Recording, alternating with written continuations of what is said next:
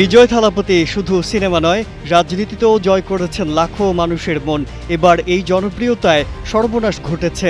জনসভা কেড়ে নিয়েছে ৪১ প্রাণ, আর সে মৃত্যু হয়েছে করুণভাবে, পায়ের চাপায় পিষ্ট হয়ে। এই সেই তামিলনাড়ুর করুর সড়ক। মানুষগুলো নেই, পড়ে আছে হতাহত ও প্রাণ নিয়ে ঘরে ফেরা মানুষদের জুতো। আরও আছে টুকরো টুকরো পতাকা। পিচ ঢালা সড়কে বিজয়ের জনপ্রিয়তার প্রতীক হয়েছে।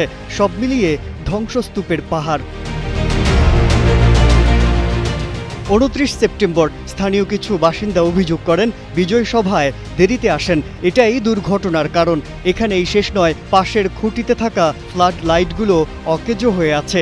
সড়কের এক কোণে পড়ে আছে ভাঙা মোটরসাইকেল। অন্যদিকে পুলিশ সদস্যদের ট্রাফিক নিয়ন্ত্রণে নির্দেশনা দিতেও দেখা গেছে। এমনকি ট্রাফিক সিগন্যালের পাশেও পড়ে আছে অসংখ্য জুতো।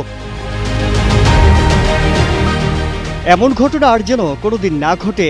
এই ধরনের প্রাণঘাতী ঘটনা এড়াতে রাজনৈতিক সভাগুলো শহরের বাইরে করা দরকার। এই মর্মান্তিক দুর্ঘটনার কারণ হলো বিজয় সভায় আসতে দেরি করেছেন। স্থানীয় আরেক বাসিন্দা জানান, সন্ধ্যা যত ঘনিয়ে এলো ভিড় তত বাড়তে থাকলো। সব মশার বিরুদ্ধে সুরক্ষা দিতে এলো বসুন্ধরা এক্সট্রিম অ্যারোসল, মশার বিরুদ্ধে এক্সট্রিম সুরক্ষা।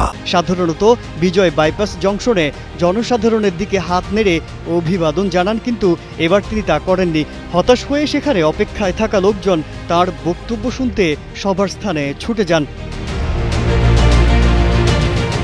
সভায় অংশ নেওয়া মানুষজন তাকে এক ঝলক দেখতে চেয়েছিল। সড়কের দুপাশে গাড়ি পার্ক করা থাকায় পরিস্থিতি আরও বেগতিক হয়ে ওঠে, কারণ সেখানেই ছিল বিশাল জনসমাগম।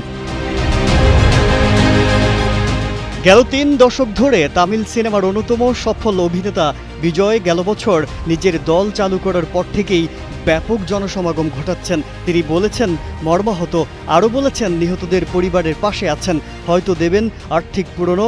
জুতোর স্তূপ সরে গিয়ে স্বাভাবিক হবে রাজপথ, কিন্তু অনেকগুলো মানুষ ফিরবে না, কোনোদিনই ফিরবে না। তারা থেকে যাবে লাখো মানুষের বুক ভাঙা স্মৃতিতে। মাজহারুল আলম, কালের কণ্ঠ।